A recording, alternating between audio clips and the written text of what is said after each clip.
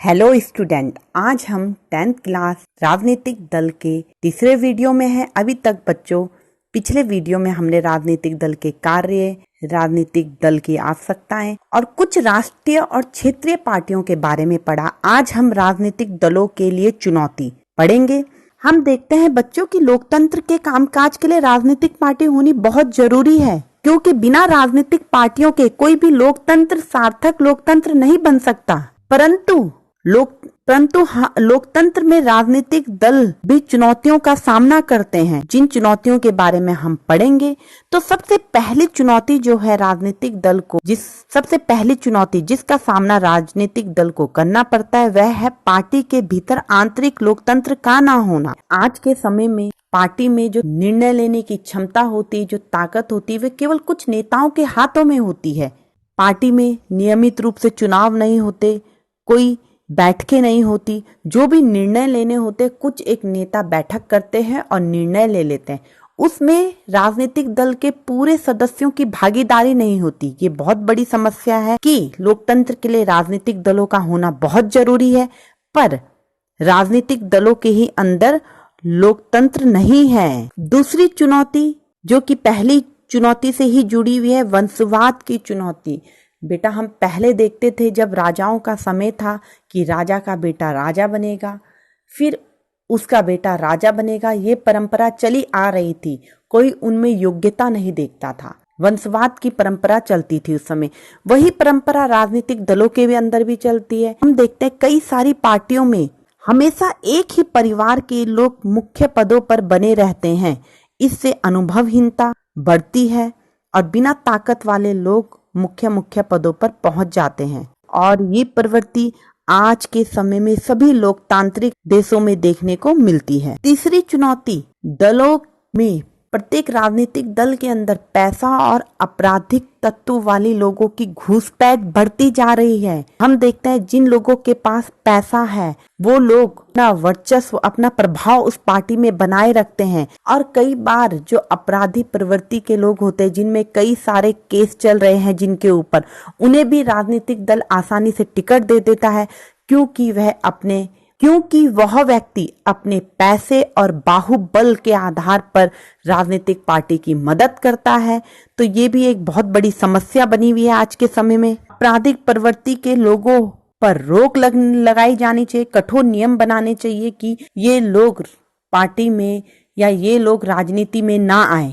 चौथी चुनौती, पार्टियों के बीच में विकल्पहीनता की कमी है। आज हम देखते हैं कि सभी दलों के बीच वैचारिक अंतर बहुत कम रह गया है।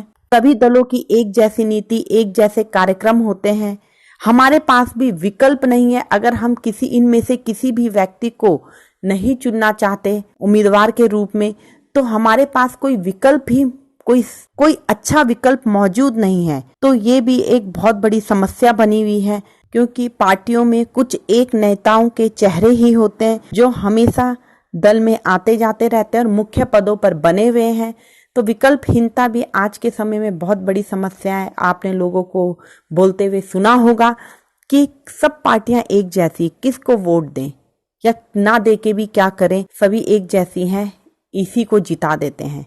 तो ये विकल्पहीनता ही है जो लोगों में उदासीनता बढ़ा रही है।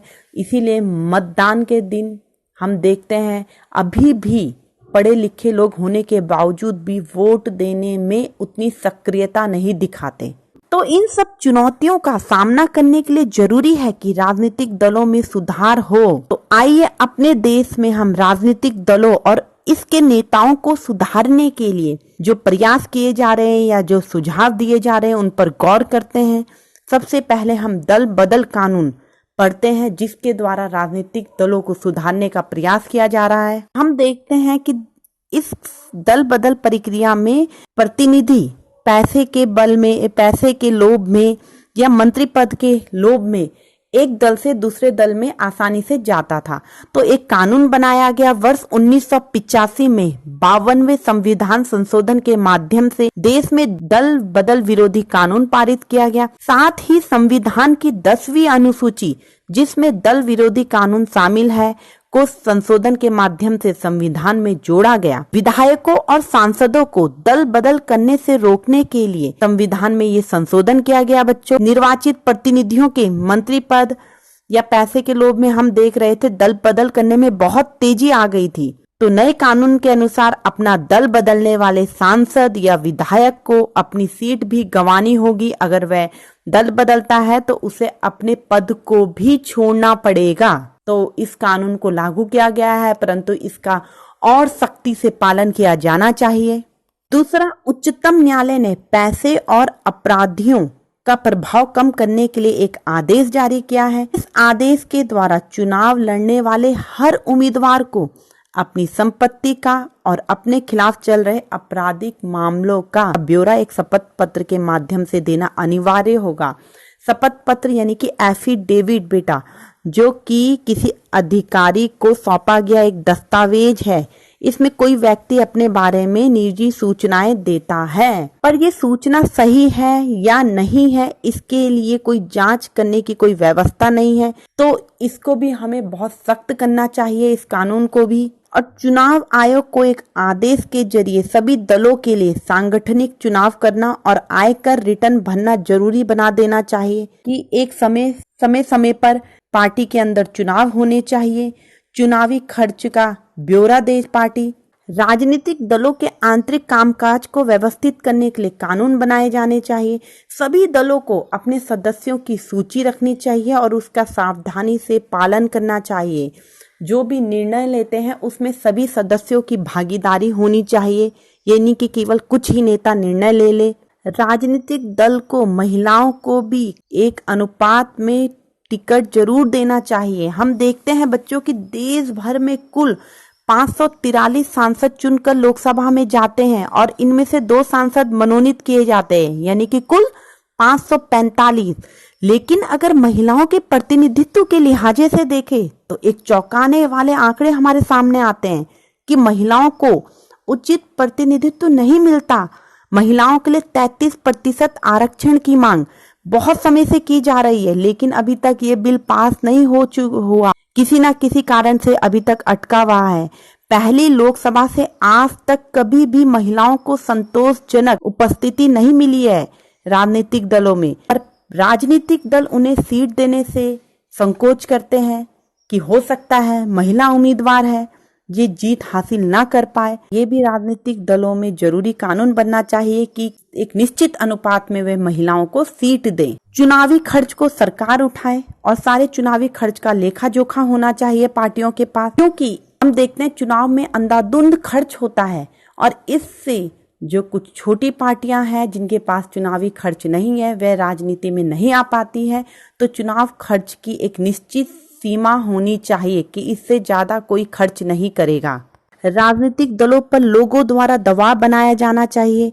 ये काम चिट्ठियां लिखकर, प्रचार करके, आंदोलन के जरिए या दबाव समूह के जरिए, मीडिया के माध्यम से भी किया जा सकता है। लोकतंत्र की गुणवत्ता लोकतंत्र में लोगों की भागीदारी से तय होती है।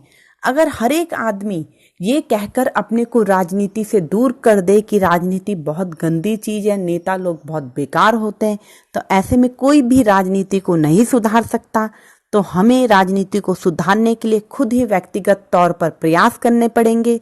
जो अच्छे पढ़े लिखे लोग हैं, बेहतर छवि के लोग हैं, समाज सुधार करना चाहते हैं, उन्हें खुद राजनीति में आना पड़ेगा। तो खुद प्रयास करना पड़ेगा।